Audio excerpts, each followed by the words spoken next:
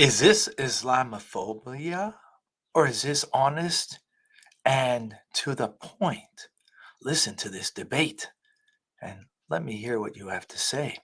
Later, I'll give the Torah perspective.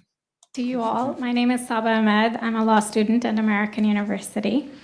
I am here to ask you a simple question. I know that we portray Islam and all Muslims as bad, but there's 1.8 billion Muslim followers of Islam.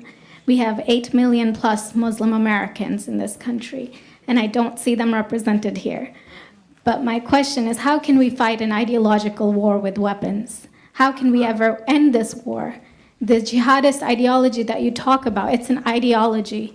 How can you ever win this thing if you don't address it ideologically? Great question. I am so glad you're here, and I am so glad you brought that up because it gives us an opportunity to answer.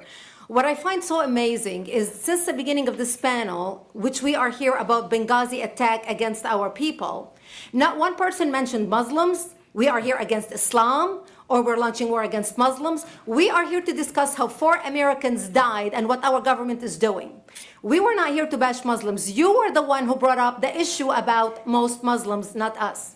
And since you brought it up, allow me to elaborate with my answer. There are 1.2 billion Muslims in the world today. Of course, not all of them are radicals. The majority of them are peaceful people. The radicals are estimated to be between 15 to 25%, according to all intelligence services around the world. That leaves 75% of them peaceful people. But when you look at 15 to 25% of the world Muslim population, you're looking at 180 million to 300 million people dedicated to the destruction of Western civilization.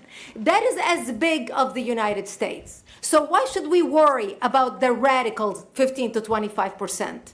Because it is the radicals that kill. Because it is the radicals that behead and massacre. When you look throughout history, when you look at all the lessons of history, most Germans were peaceful.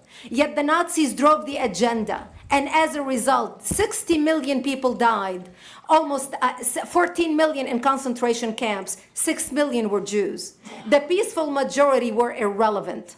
When you look at Russia, most Russians were peaceful as well. Yet the Russians were able to kill 20 million people. The peaceful majority were irrelevant. When you look at China, for example, most Chinese were peaceful as well. Yet the Chinese were able to kill 70 million people. The peaceful majority were irrelevant. When you look at Japan prior to World War II, most Japanese were peaceful as well. Yet Japan was able to butcher its way across Southeast Asia, killing 12 million people, mostly killed with bayonets and shovels. The peaceful majority were irrelevant. On September 11th in the United States, we had 2.3 million Arab Muslims living in the United States. It took 19 hijackers, 19 radicals to bring America down to its knees, destroy the World Trade Center, attack the Pentagon, and kill almost 3,000 Americans that day. The peaceful majority were irrelevant. So for all our powers of reasons and us talking about moderate and peaceful Muslims, I'm glad you're here. But where are the others speaking out? And since you are the only Muslim representative,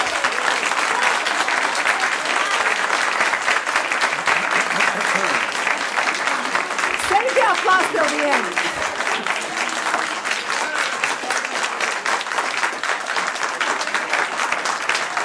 Thank you.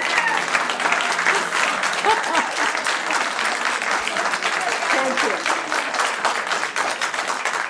And since you're the only Muslim representative in here, you took the limelight instead of speaking about why our government, and I assume, are you an American? You're an American citizen. So as an American citizen, you sat in this room, and instead of standing up and saying a question or asking something about our 4 Americans that died and what our government is doing to correct the problem, you stood there to make a point about peaceful, moderate Muslims. I wish you brought 10 with you to question about how we can hold our government responsible. It is time we take political correctness and throw it in the garbage where it belongs and stop calling it fair.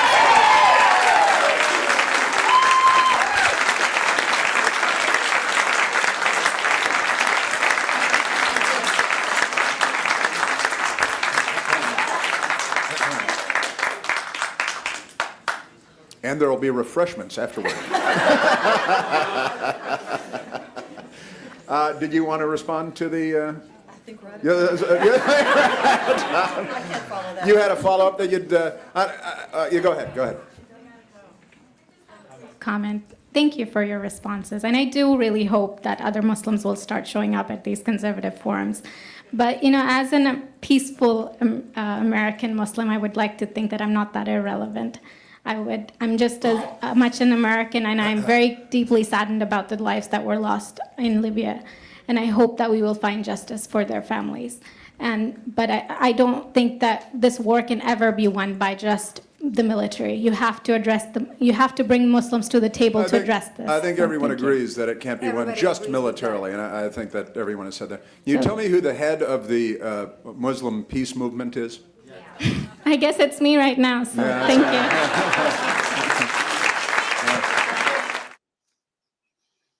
you. Wow. So it's very true. Ideological fight cannot be won by merely a combat and warfare, because the ideology lives on. There's no question about that. So ultimately, it's about the education that we can bring and change. So, for example, in Gaza today, when there'll be a rebuilding of Gaza, and for that matter, Lebanon, it needs to be done with taking care of the education. That's the key. The future generation, what are you educating them with?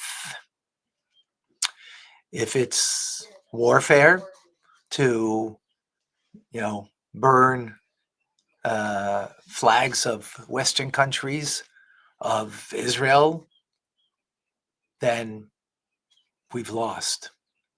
We have to take hold of the education of the children and to give them a healthy, proper education that is based on everybody's created in the image of God, to respect others. Doesn't have to mean you believe in their faith, but you respect them. You make space for them. And if you want, you could always teach, like I teach, and that people come to learn with me. As a matter of fact, I invite you daily to come to learn with me, the Tanya Rabbi, the mystical teachings of the Tanya, that the Kabbalah that changes people's lives from within.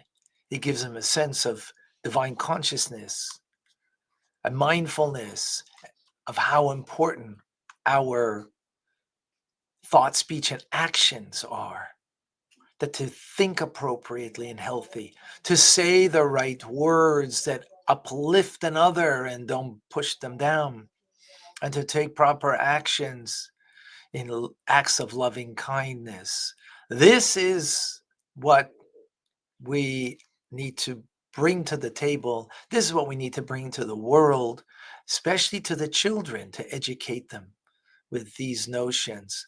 That's how we will change the jihadists of tomorrow into people who are seeking to do acts of goodness and kindness to those who are not just of their own ilk, but to all of humanity. Come and join me. Learn more about this, and that we can join together, and we can make the true peace movement, where the true peace movement is the ultimate peace of the messianic world, of where all evil is eradicated and God's presence is so real that we come naturally to want to do good. But now it's not so natural, so we have to learn and teach and to share the teachings of the Tanya. I look forward to you coming and joining here on youtube.com/Tanya Rabbi.